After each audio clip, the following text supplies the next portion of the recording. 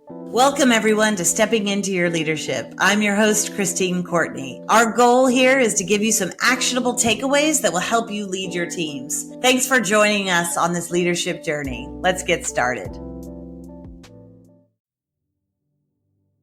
Hello, everybody. Welcome to this episode of Stepping Into Your Leadership. I'm your host, Christine Courtney, and I am so excited to welcome someone that I have worked with longer than anyone else, and that is Erika Bayh, who's with us today. Hello, Erika. Hi, Christine.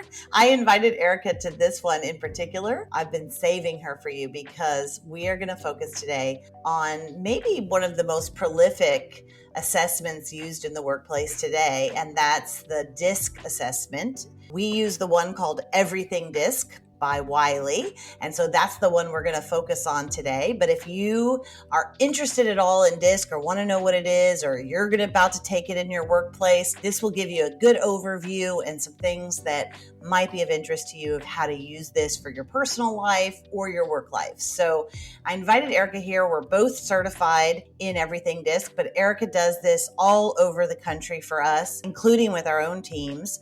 So I wanted to invite her today to talk a little bit about her experiences using DISC and how it could be helpful for you or your teammates. So hello, Erika. Hi, Christine. I'm so happy to join you for this conversation. I know, it's fun. Maybe just start off by giving them a brief history of DISC, the DISC assessment, because there's a lot of people out there that are like, what is this? And why do I see this everywhere? Absolutely, because it is fascinating and it's far-reaching in terms of how far back you can really track the history of the DISC profile.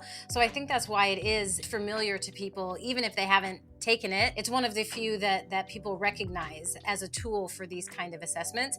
It's officially called a personal development learning experience. That's how they brand it, personal development learning experience. And one of the most important things with any of these kind of profiles, assessments, tools that you might be using is that pretty much all of them are designed to measure preferences and tendencies and kind of personality habits. None of these, including DISC, are meant to be any kind of intelligence measurement. So that's an important, before I even get into the history, I think that's an important thing to say right from the start and probably say a few times over. That's true, because I do get people that say to me, how do we beat this test? 100%, yes. How do we beat this test? Or this is proving that I'm the best. Right? Like this this is going to prove once and for all that I'm the right kind of person. There's neither right or wrong. But DISC goes back pretty far. So the person that's largely credited with inventing, for lack of a better word, DISC is a man named Dr. William Moulton Marston. William Moulton Marston. That's a mouthful. He was a Harvard professor, a psychologist, a lawyer, and he outlined that acronym DISC for the first time in a book from 1928 called The Emotions of Normal People.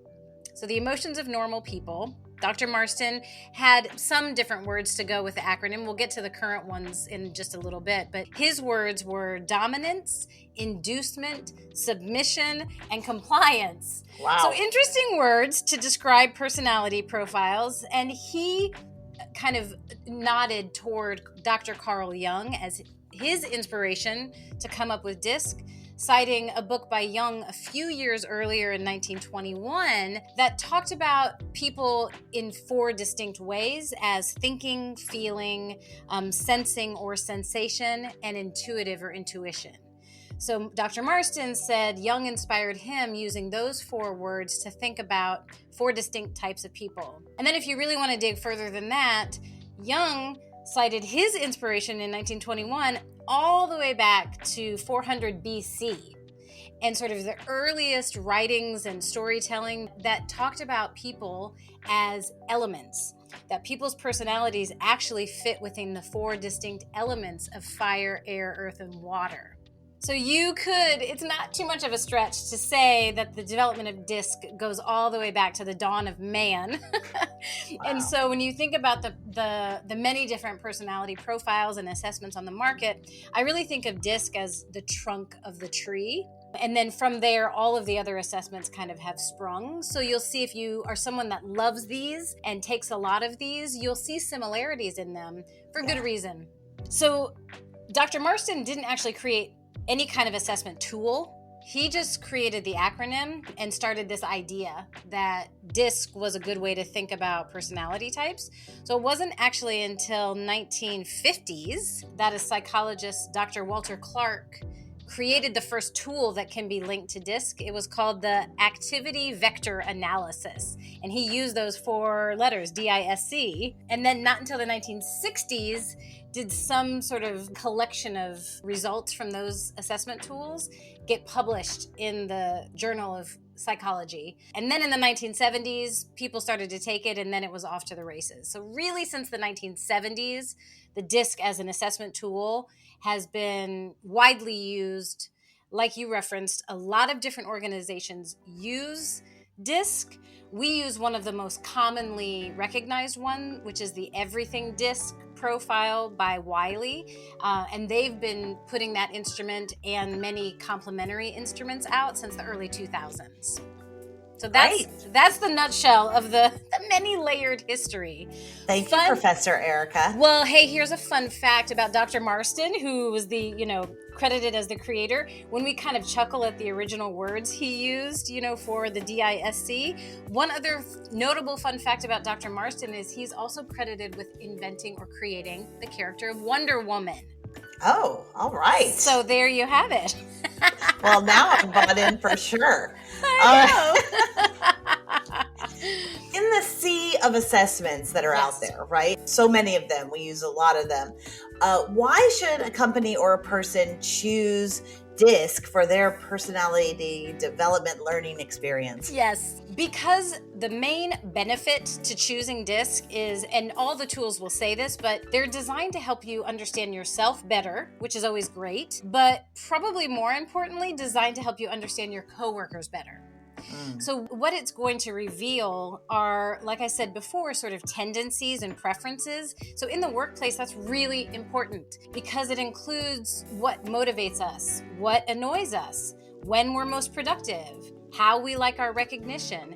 Really everything about our work personality can be highlighted or even sometimes brought to light through a profile like DISC. So it helps me understand, this is why I like this, don't like this, why that person drives me crazy, why we're always butting heads. But then it also helps me expand my understanding, which allows me the opportunity to expand my connection with the coworker that I am butting heads with, to say, this is why they prefer communicating this way as opposed to that way, things like that. So really, in the end, taking these kinds of assessments and DISC is very accessible. It's very straightforward. That's why I think it's a great starting line, because it's so straightforward and basic and simple, yet profoundly revealing. That's going to help me and my coworkers, my team, my direct reports, my supervisors. We're going to understand each other better, which means we're going to work together more efficiently, which means as a company, we're going to be more productive, Yes. What I love about that is that most of the time, really you're talking about emotional and social intelligence, right? 100%. And when I'm working with companies, they don't often ask how they can get better at knowing themselves, but they always ask how they can get better at knowing their colleagues. Yes. And because it's a guessing game, right? And certainly the first step of that is knowing yourself better, right? That reflective state. But then the other part that I love when I've seen you do DISC, let's say with our team, is that it opens up the curtain and you can kind of talk about these things that most of the time we're left guessing on. So I might be guessing like, I think she likes it when I publicly recognize her, so therefore I'm going to do that. Or I like that, so therefore she must like that. And what this tends to do, that I'm always amazed at when I see you facilitate it with our staff, is that I learn something inevitably, even though I've worked with these people for, like in your case, over 20 years. Yeah. So it kind of takes off some of that pressure of guessing. Yeah. And the pressure of like going up to them being like, hey, how do you like your recognition? Yeah. Well, what was so interesting about what you said about how, and I found the same to be true, more people are saying, help me understand why that guy over there is such an idiot, as opposed to, let me deepen my self-awareness. There was a recent study on self-awareness that the statistics were so stark in that maybe 85 to 90% of us will self-report that we are very self-aware, but in actuality, only about 20% of us are. So we're actually terribly unaware of our own levels of self-awareness. And wow. Isn't that crazy? I mean, let that sink in for a minute. Most of us are wrong about how self-aware we are, is what that really tells us. And we can criticize about that, but the truth is we like what we like. Our style is what it is. We prefer things the way we prefer them. And so it's a natural human tendency to assume, well, surely that's the right way and that's the way everyone else will too. Right. The golden rule versus the platinum rule, right? Exactly. Do you know that one? It's my favorite. Thank you for bringing that up. We could do a whole separate podcast on that. But that golden rule of, I'm going to do it the way I want, because clearly that's the way everyone wants. The platinum rule says, let me actually stop and pay attention. How would Christine prefer this as opposed to how I would prefer it, right? So DISC is a great way, like you said, even if you think you know someone through and through. So even for companies that have teams that have worked together for decades, you're going to learn, you're going to be surprised at what you discover. And then especially for teams that are newer, freshly forming, have, newer staff on board, this kind of tool is a fantastic way to quickly understand what motivates, what frustrates, what stops people from being their most productive, what encourages people. Like you said, it takes away the guessing. It's right there in black and white, right in front of you. Yeah, so let's jump in with what is some of the juice, like some of the things that have happened that you've seen, so that people can get an idea of like, oh, okay, I could see this kind of unveiling itself with our team. Well, the most important thing to start with is just to give you a rundown of what the 4 are.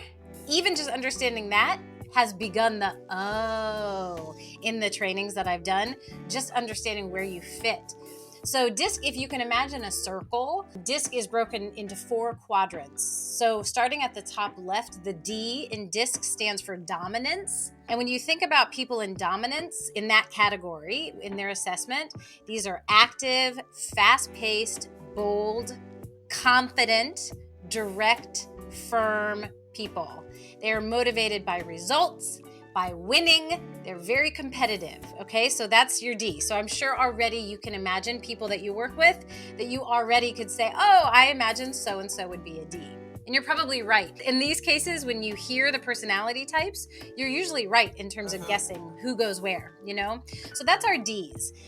Really thinking about active, fast-paced, very direct, questioning, very task-oriented. And then if you go over to the top right is the I, which is influence. So influence, people in the influence category are also, like the Ds, very active, very fast-paced. Those are things that they have in common. But instead of being task-oriented, they're people-oriented. So that's a key difference between the Ds and the Is. So similar, they share that active, fast-paced, outward, outgoing, but where the D says, let's just get her done, the Is are, let's talk about your weekend first, right? So Is are very outgoing, very talkative, very spontaneous, optimistic, high-spirited. Those are the people you're going to find in the I category. So those are the 2 in the top of the circle. And then if we kind of follow the circle clockwise down, bottom right quadrant is our S, that's our steadiness. So those are our steady people. So instead of active and fast pace, people in the S quadrant are more thoughtful and slower paced. So thoughtful and slower paced is what happens in our S categories. They're more cautious, but also very social, very accepting, very friendly, even-tempered, calm. Their goal is to create harmony on the team. They're very cooperative. They like things to be steady, Let's not be so spontaneous. Let's keep it steady, no changes, but very patient, loving, kind. Those are your S's. I love how your whole tone changed when you started talking. You were like very calm, very steady. I'm mimicking the types as I go around, right? Yes. And then our final quadrant, which is the bottom left, is our C, which is conscientiousness. Like the S's, they're thoughtful and slower paced. So that's what they share in common. So your top quadrants and your bottom quadrants share kind of pace and kind of action versus thoughtfulness, right? So your bottom quadrant is slower paced and more thoughtful than action oriented. Whereas the S's on the right side share kind of accepting with the S's. The C's on the bottom left side share questioning with the D's. So if you look at the quadrants that way, it's really fascinating as well. So unlike the D's, though, our conscientious people are very reserved, oftentimes private. They're very systematic and precise. They like getting things right. They set very high standards for themselves and others. So it's very analytical, precise, less sort of competitive and kind of bold as the dominant ones on the top, but still very much about, I want to see it, I want to see the results, very systematic. So that alone, like I said, as I was going through them, you probably, as I'm describing some words that are most commonly attributed to those 4 types, are picking out coworkers and ascribing a letter to them. And most likely you're right. So that alone, like you said, let's get into the juice. Just getting the assessment results makes people start to go, oh, okay, I understand. Now I understand. I'm a D. So for me, I and many of us are kind of a combination of 2 letters, right? So I'm an SI, which means I'm a combination of steadiness and influence, which means I'm very people-oriented. I'm very much about team harmony, also very outgoing, kind of optimistic, team cheerleader type. I want to make sure everyone feels okay. I want to hear about your life. I drive D's crazy. They don't care about your weekend. They don't need me to tell in color-coded bullets what the task is, right? They don't need me to make sure they're okay along the way. They want to know the task, do the task, get the task done, fast-paced. So when we start to look at ourselves in contrast to people on different parts of the circle, we start to understand why we are kind of miscommunicating or where we're missing the mark in terms of, I'm not connecting with this person and I'm not sure why. Sometimes it's as simple as that. The style is just different. It's not one right, one wrong, but it's so different. And when we start to understand that, especially if we're in a supervisory position, if I start to understand that on my team, I can start to lean into this person is fueled by A or B, and let me try to manage my leadership style towards that preference to see better results, Yeah, I can see that. I was going, if you at home were maybe doing the same thing I was, is that definitely going through like my entire executive team that reports to me and seeing exactly that they're in all the different quadrants, different people, but so strong, some of them, right, in those quadrants. So that was interesting. I'm an I, just I. I only got 1 letter. You're just, and that just that makes total sense to me, knowing you for 20 years, because that idea of like very bold, very fast-paced, very action-oriented, but also very personable, very spontaneous, like able to change, willing to throw out the plan at a moment's notice and go with a new one, very optimistic, high energy, all of those things. And so it, of course, is who you are, but it's not just like, oh, Christine is choosing that she's going to be this way. That's just genuinely how you're designed, how your tendencies are designed. Which will drive my finance department crazy. So that's what I was about to say. So if we go down, like if we go across the circle to the C's who are conscientious, they're almost exact opposite of you in every way, right? Mm-hmm. They want to move slower. They want to be more reserved and private. They don't need to be so gregarious and outgoing. They want to see results. They want to be analytical. We don't need to change things up. If we've set a plan, let's stick to the plan, etc. So what happens is if we're not tuning into these kind of tools, we can spend way too many hours trying to figure out how to turn the other person into being more like us. And it's just futile effort. It's wasted effort because ultimately we can kind of force ourselves into behaviors and tendencies that aren't natural to us because our supervisor tells us to, but we're going to be miserable. And we're not going to be as productive, honestly. So instead of spending all these wasted hours trying to make you more like me, I should be spending those hours understanding you better and helping you understand me better and finding ways to meet halfway. Yes. That's the productive workplace, you know? I've learned this by now, but I still fall into this trap, is that I want to get a sense of, you even hear it in my words, a sense of where we are on our numbers, right, for the year. If I go to my director of finance, he hates that question, which to me is like, how are we doing? Like, we're going to, we're on track. And he's like, what? He's like, I feel like you're giving me a pop quiz. And I'm like, nope, not a pop quiz. Just ballpark it for me. Like, how are we doing? Ballpark. And that question alone of ballparking numbers stresses him out to no avail. And so finally I have learned, although sometimes I have to be reminded, is I'll have to give him a few days notice and I'll say, hey, I'm interested in coming up with like a number of where we stand right now. Can you give that to me by the end of the week? It doesn't have to be precise. And I have to be that clear. Otherwise, he wants it to be exactly precise.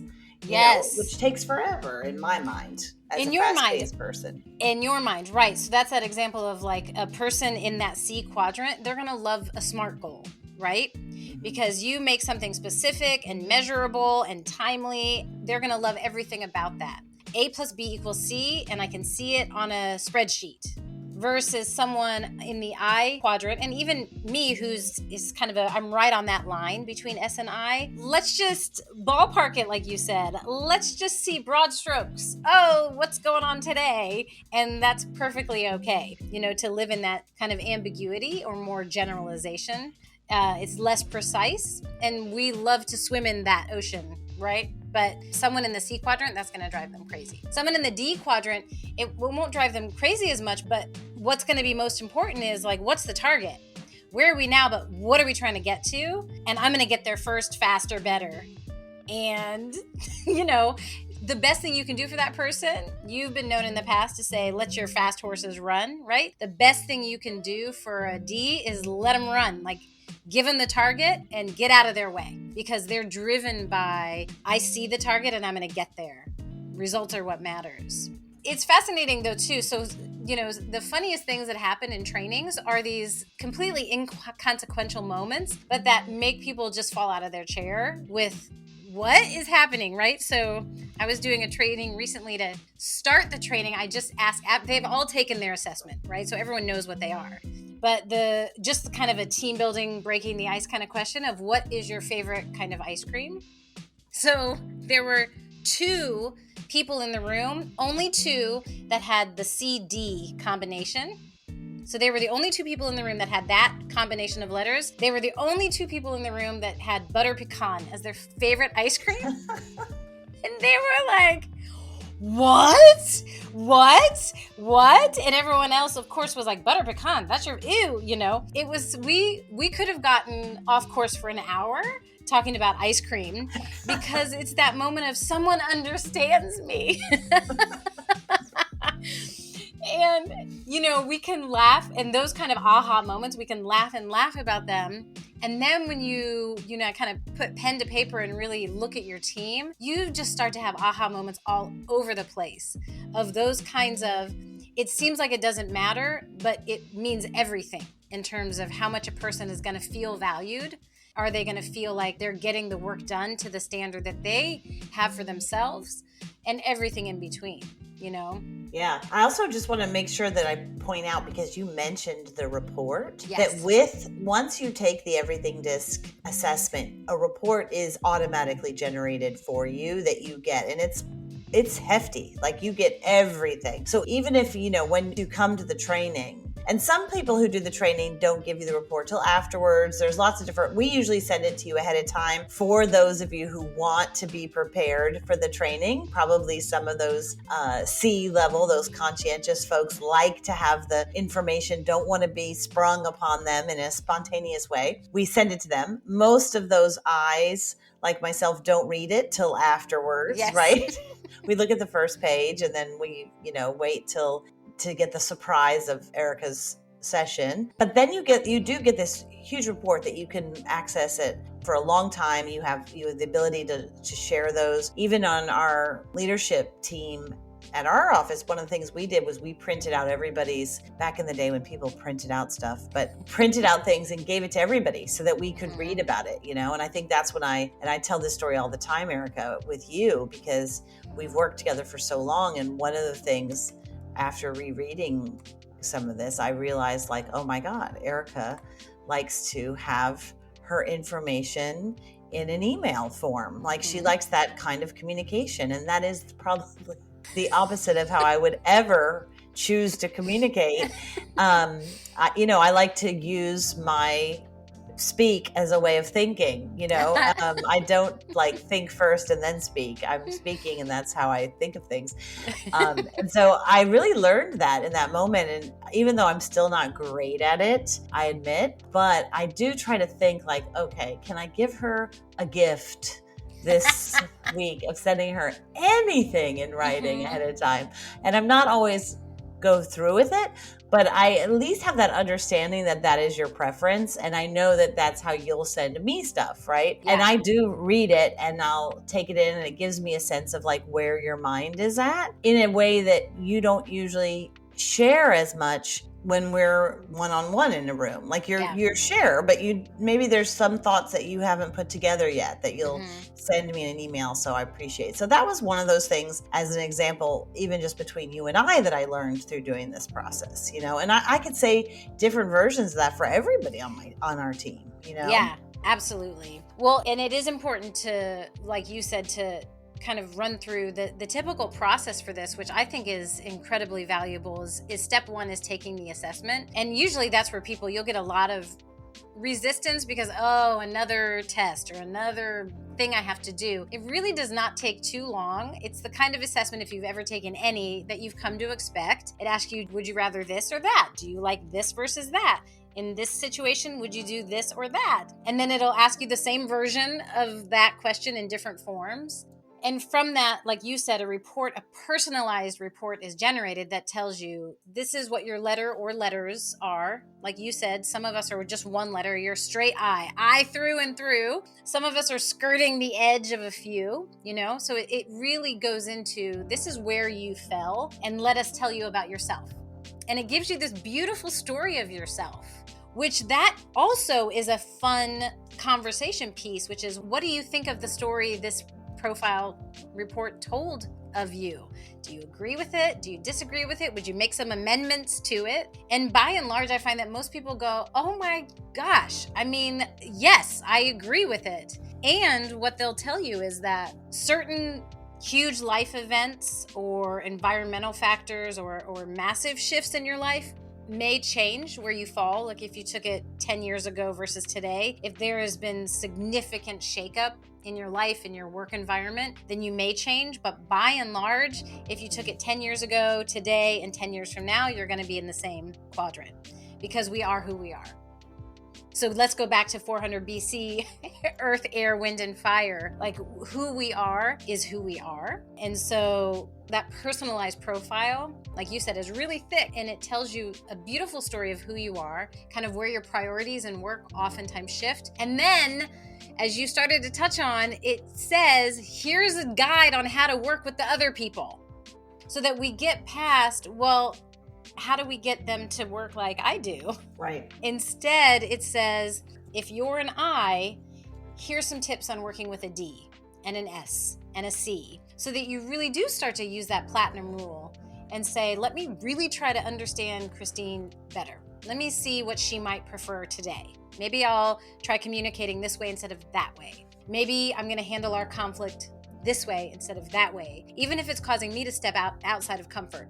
Yeah, one of the other assessments that we use sometimes with organizations, and we talk about it in one of our other podcasts, is social styles and versatility. And it's very similar for quadrants, not a circle, but a boxes, right? But it has a versatility measure. And I think that what you're getting to is like, how versatile can you be with shifting along that disc? There's something nice about the circle in disc, right? Because We sometimes think of quadrants as those upper quadrants being better or more powerful when that's not true. But there's something nice about a disc because it turns and there's no kind of hierarchy in that. But yeah, I love the idea of that versatility score and how that part of that social and emotional intelligence is getting better as a leader, as a colleague, at shifting just my way or the highway. I don't lose myself, but how do I adjust and maybe get better results out of people, results out of our team? Because that's the point, is everybody's looking for a way and a road in to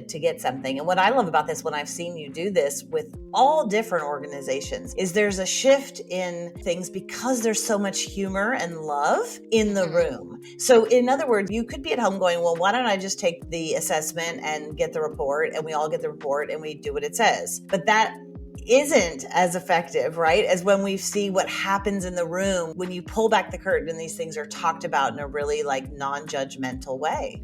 Yes, you hit exactly on it. The critically important third step in this process is the training. So step 1 is taking the assessment. Step 2 is receiving and absorbing your personalized profile. And then step 3 is the training with your team for exactly the point that you just described, is that there's always so much laughter in that day. And this sort of levity of, I can kind of make fun of myself and you in a safe way, because we're creating a persona, the D persona, that's somehow separate from me in this way. So I can kind of poke fun at that D persona without feeling like I'm being personally attacked during the training.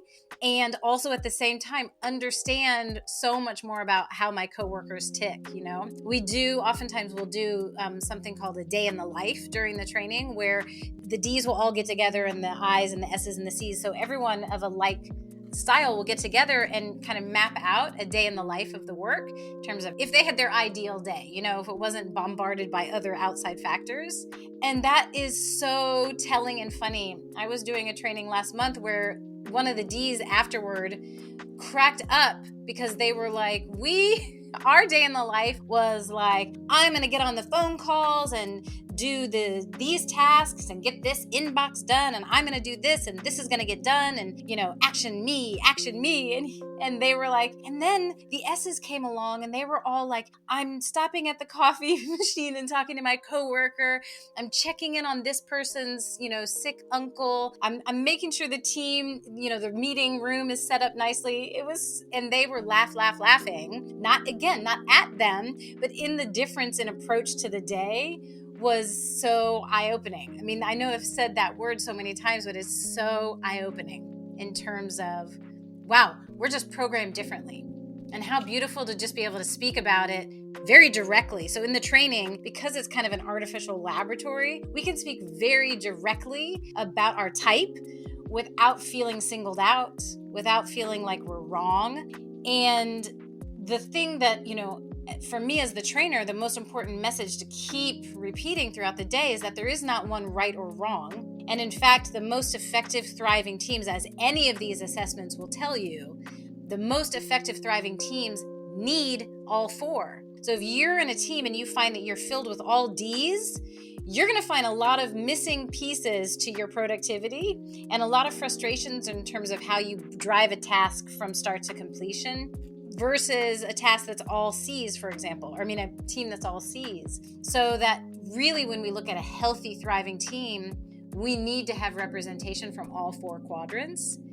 And when we do have those, all 4 quadrants represented and all 4 quadrants respected and valued, then you're unstoppable. You're going to have the highest profits, the lowest turnover. You're going to see this kind of thriving ecosystem in your culture and in your environment. Yeah, I was noticing to that point, one of the team leaders we were working with in an organization, he was a D, right? He was one of those dominant, high energy, talk to him in bullets, get stuff done, action-oriented, goal-oriented person. And what he found was that because he was doing all of the hiring for his team, almost everybody was some sort of D, version of D, right? Because we immediately likes we go for that if we're not careful in how we hire. And so he had everybody that way. It was a sales team, which can be good for sales, but also depending on the type of client that you're going after. So what they were finding was they were not getting any of those clients that were very interested in building relationships first.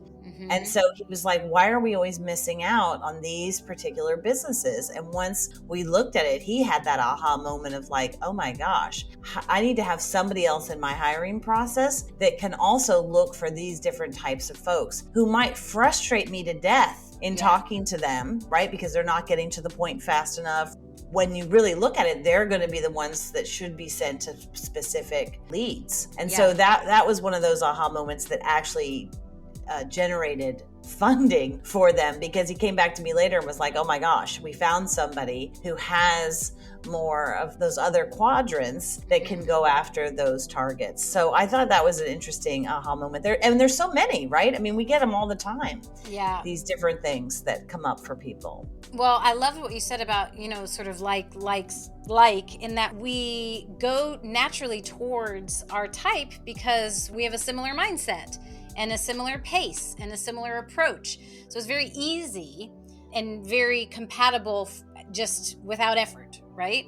But that doesn't mean that's the correct way to assemble your team. And so just like you'll hear experts and read articles that talk about, if just for ourselves, to whack our own way of thinking, because this is true regardless of outside elements. I think the way I think and I feel the way I feel. And if I want to disrupt my own thinking or expand my own thinking, I have to intentionally pursue outside industries. So they'll say, if you're in a business industry, go get some magazines from an art or architecture or something that's totally outside of your normal way of thinking and pursuing work. The reason they recommend that is to sort of whack your traditional way of thinking so that you expand your thought process.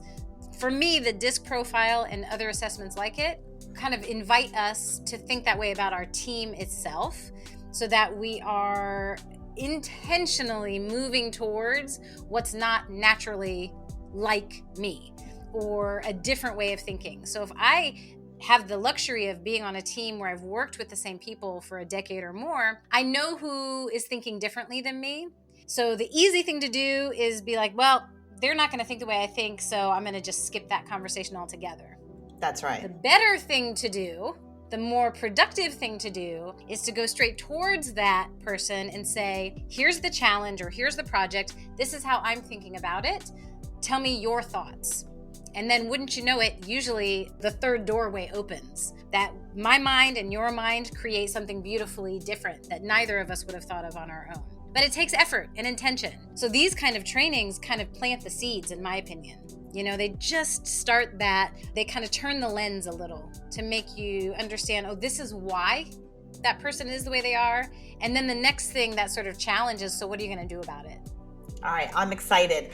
Erika, thank you so much. I'm excited to go back and look at our profiles and see if there's some more work I can do to bring our team to peak performance. So thank you very much. And thank you everybody for listening to this episode of Stepping Into Your Leadership. If you wanted to know more about everything DISC, just check out the show notes, as well as subscribe and like us if you want to have more of us in your inbox. Also, if you want to check out our website for any of the other podcasts that we have on some of the assessments that Erika and I mentioned besides everything DISC, and seeing what might be right for your company, we'd love to come out and work with you directly. Thank you guys. See you next time. Thanks everybody for listening. I'd like to give a special shout out to our podcast producer, Richard Francisco. Check out our notes for any details. And if you get anything out of this, please follow us. And if you enjoy it, please take a moment to rate us or write a comment. It will mean the world to us. We'd love to hear from you. And if you just can't get enough, follow me on TikTok and check out tlpnyc.com/podcast for more information.